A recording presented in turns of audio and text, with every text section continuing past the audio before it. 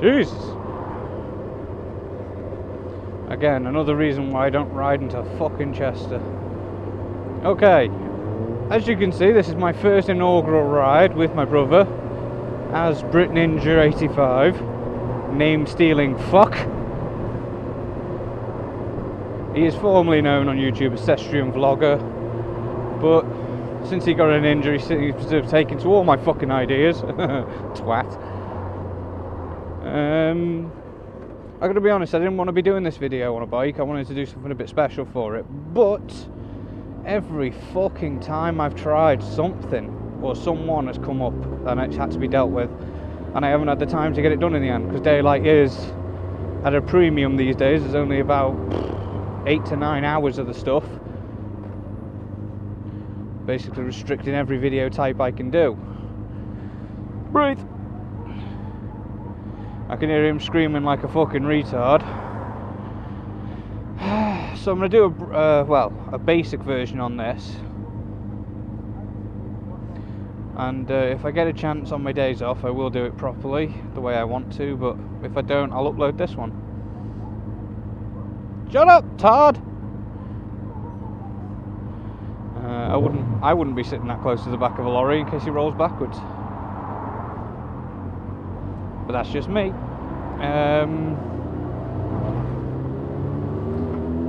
Yeah, serious life update vlog, if you will.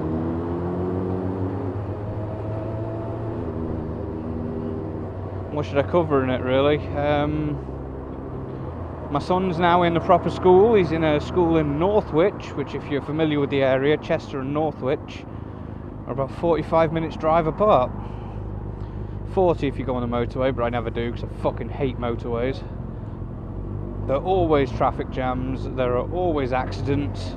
It's just not worth the bother for me. So, he's in a school 45 minutes away now, but it's a special school. It's a school that deals specifically with autism, ADHD, Asperger's, you know, all manner of things, to be honest.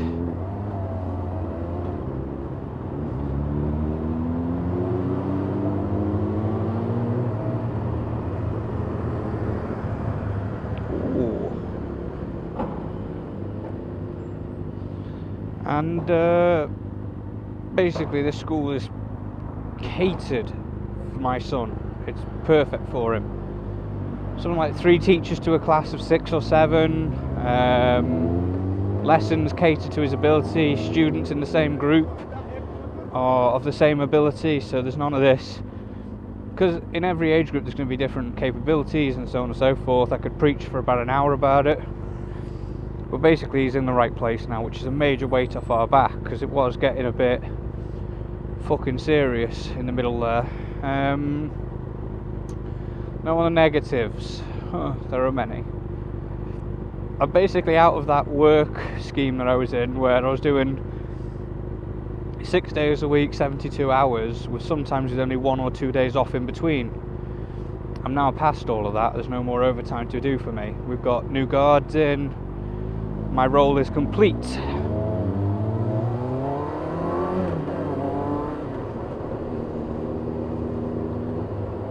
So that's a major weight off.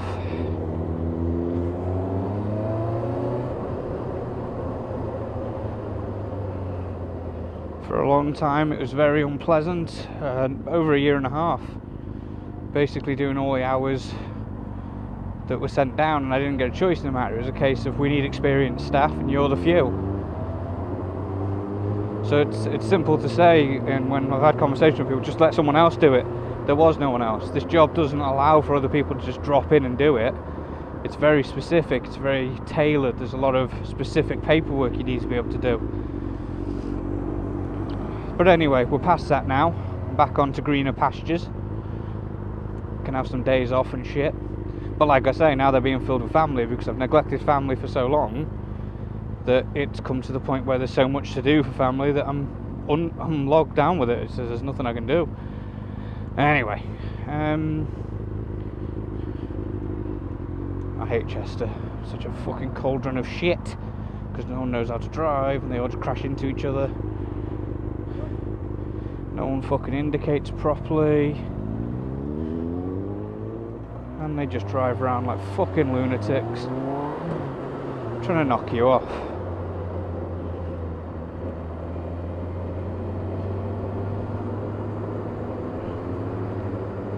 But yeah, the negatives, unfortunately, November 30th was my 6-year anniversary of my dad's passing, so that hit home like a fucking ton of bricks.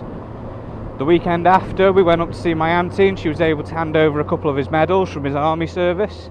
Again, that fucking dropped me like a ton of bricks. That really did fucking hit me in the chest. What else? Obviously, it's not been a good year and a half for my family.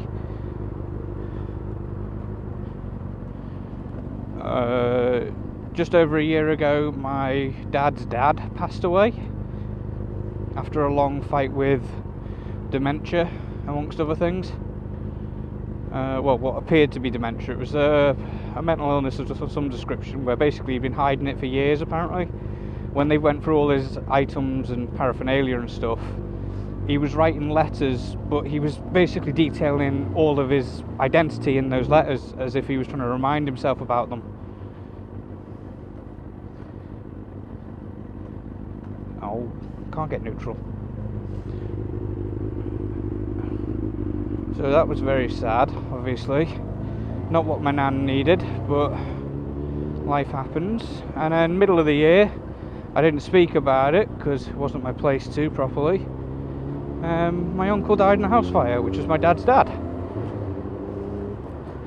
So that was very sad as well, because unfortunately it was an accident of his habit, whereby he'd fallen asleep with a cigarette, or he'd fallen asleep after discarding a cigarette, and it had started a fire. And unfortunately he passed away in that. Again, very sad for the family. So it's at the point where I'm seeing more funerals than birthdays in my life, and it's very sad. And obviously it's no place for children, so we're having to have people babysit my kids while I'm doing those things, and it does take a fucking toll on you after a while. But ultimately, what we came to very recently, which I did touch on a little, I wanted to talk about it when my bike broke down, but the bike breaking down took precedent because I was fucking cycling everywhere. Unfortunately now, my mother's father, my granddad, has now got cancer again. Now, we've been through this years ago. He had cancer, how old was I? Jesus Christ, I was driving, I know that much. But he had a rare form of cancer that basically meant he was top of the list for everything, because this cancer was so advanced that the doctors needed it to study it. So that meant no matter when or where, he could get treatment. Like, they'd take him in. There wasn't this, oh, we'll wait and see bullshit. There was consultation after consultation and then treatment. So he had this rare, shitty type of cancer, which they extracted and then treated and then studied and shit. And he's been in remission for years. And then just before my bike broke down, we got the nod, if you will, that maybe he's got cancer again. Which was like a major fucking, you what? Because they said, oh, well, he's got a lump in his lung which we can't identify. And they basically said, look, it may or it may not be. It may be malignant. It may not be anything to worry about. But, you know, keep your head on a swivel for it.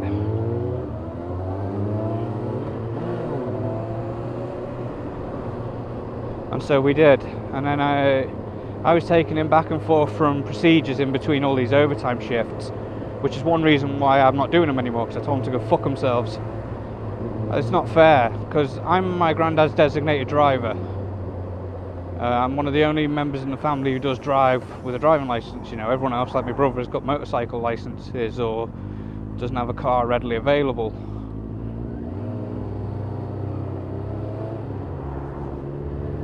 So it falls to me to do a lot of his driving for him.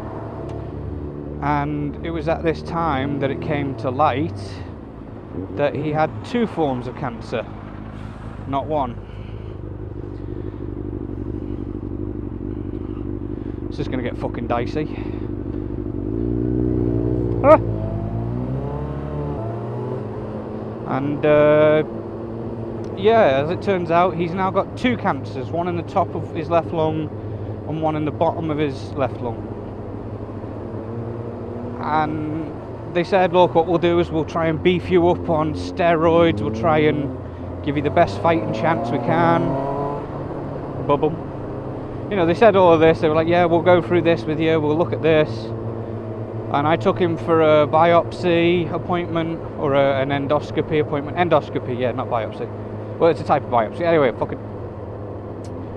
And they basically, doctors were already pumping him full of steroids. They said he could go back on his painkillers. And unfortunately, following the endoscopy and everything else, all the tests, and due to his age and his health, they've put him on end of life. They've basically said, look, you won't be kept in a hospital, you can go home if you think you're going to go. And ultimately they've basically given him, well, they haven't even given him a timer because they simply don't know. And they won't put a number to it, so they've just said, we're sorry, it's going to happen, make your arrangements. Which is fucking devastating, I've got to be honest, because to have survived a bout with an extremely rare form of cancer that generally does kill, and to have survived that and come through it, I'm gonna get fucked. To have survived that and come through the other side is fucking like shocking, that now he's going to be killed by something that's a regular form of cancer, but his age is failing him.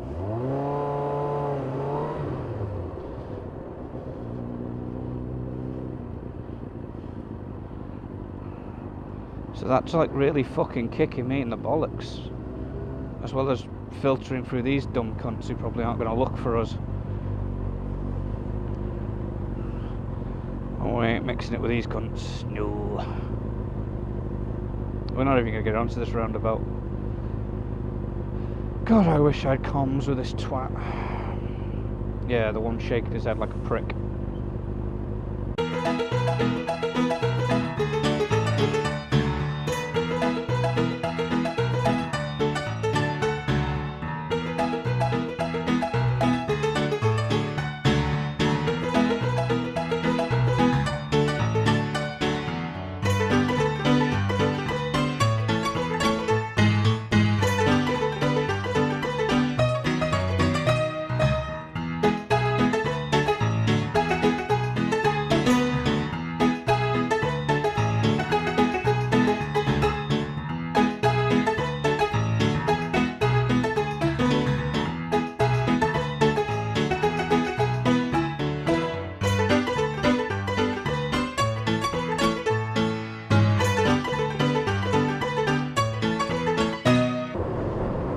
So yeah, sorry, that was a lot of chase and be chased sort of thing then. Really sad news about my granddad, you know, because the guy raised me like a father. Because of my dad being so unwell through my youth and being in like a care home situation all the time, it meant that he was really there for me. And to have this situation fall on him, like to now where he's lost so much weight and he's so frail, and it's really sad. It's really fucking kicking me down. You know, we're holding our heads up and he's in reasonable spirits. But it's a fucker, it really is, because it just seems like one thing after another comes along and just kicks you down. Like last year it's my granddad, middle of the year my uncle, now my granddad again. And you know, there's some of these things you just don't fucking need in life, as well as all the stuff going on with my kids. And I mean, fortunately I can say one thing, my relationship with my missus, we're solid, we are rock solid, there are no quandaries there. But all this other shit, it does take a toll on you, it does affect you mentally, physically. It does start to make you, I won't say depressed, because it would be a shameful misuse of depressed for what I'm suffering. I'm going through sadness, I'm going through you know, I'm upset, that's it. It's not depression, it sure as shit ain't depression. So I wouldn't tar people who do suffer with real depression with what I'm suffering, because there are probably people with depression who would laugh at me for what I'm going through, but, you know, each to their own. But it's one of them, it really has knocked us for six, it really has. Like, because my son loves playing with his granddad. Well, his great granddad, as it were. So having to explain to him when he's only 7.5, 8, but you know, he's autistic, so he doesn't understand a lot, that granddad can't play anymore because of his condition. It's not easy, and it's not easy to explain in a way that he'll get and be okay with without him getting upset. And to see him upset because of something else, and my granddad doesn't want to see that either, you know, my granddad's suffering it, going through it, so he doesn't want to see everyone else crying because of it, especially not my son, because like I say, he was like a father to me. So there is so much in it and around it that it is a really fucking painful thing to think about and deal with, and it just fucking blows like so bad. It just really does fucking suck the joy and the life out of fucking everything so fucking much. I don't openly talk about it, as you can probably tell, which is why the F's and Jeffs have started flying, because it's so raw. It's only a couple of months old, this news, and it really does just fucking hurt to think about, to say, to go through. Because I'm the one driving my granddad to and from his appointment, so it's obviously me seeing him through all this stuff.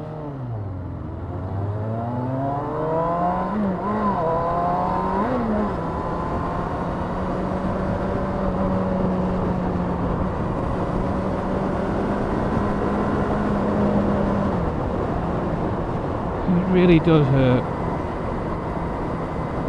But, you know, life is what it is. My granddad's not okay with it. He's resounded to the fact that it is based in fact. Science has said your body's done, you're gonna go, but he says he's not going yet, which is good. It shows that he is still strong of spirit. You know, he's still got the bollocks to say, no, I ain't going yet, you fuckers, I got things to do. And that's, I think, what's pushing everyone else on more than anything, is the fact that he's got the stones and the stomach to say, nah mate, I ain't fucking done yet. But as you can understand, it's a tough one to talk about, which is why I wanted to do the video right. It's why I wanted to do a bit more of a, truth be told, I was going to go into a bit of woodland and just have a little campfire cup of tea sort of thing, give you some jungle telly, you know, just a little campfire to watch, and just make it a pleasant and peaceful video. Instead, what I've ended up doing is riding through Chester city centre with my brother like a tit, because every time I've tried to make this video, something's happened. It's just fucking blown me out of the water. I haven't had the time. I've had 6 days off, and this is my final day, and I still haven't had a day to go out and do what I want to do. But my days off are coming, and I will try again.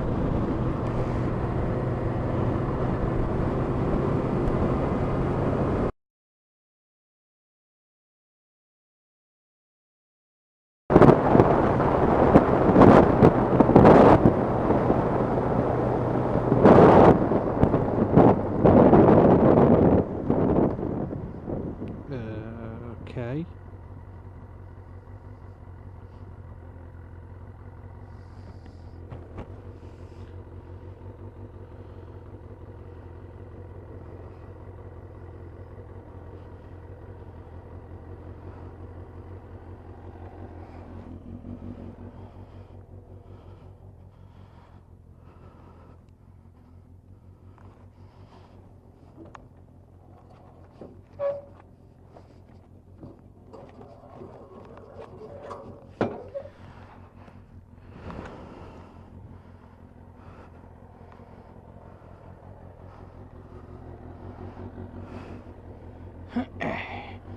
There we go.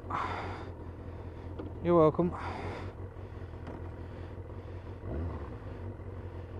First and foremost, I turned 30 yesterday, so happy birthday to me. It's a nice bridge.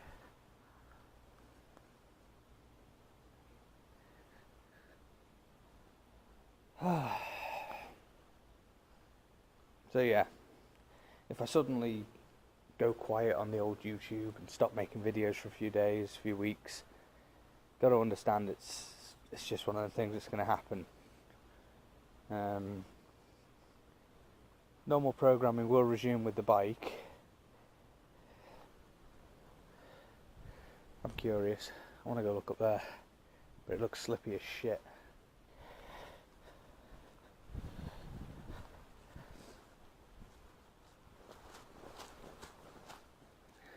It is slippy as shit. This is your adventure, YouTube. You get to come up here with me.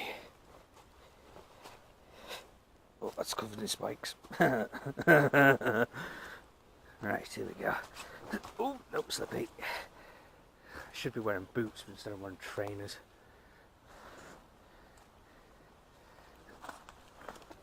Oh, get off me, fucking tree.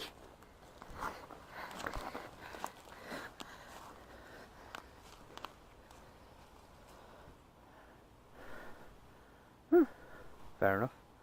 Nice little farm track. Now I've seen it.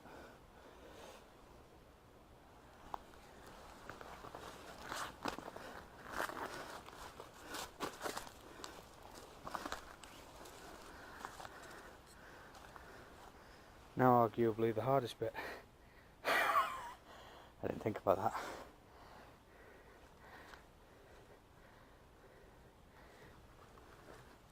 At least if I fall, it'll be funny.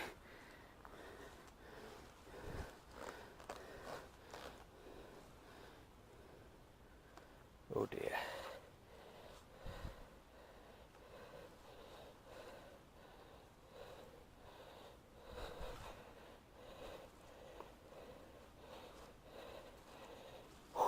Very slippy.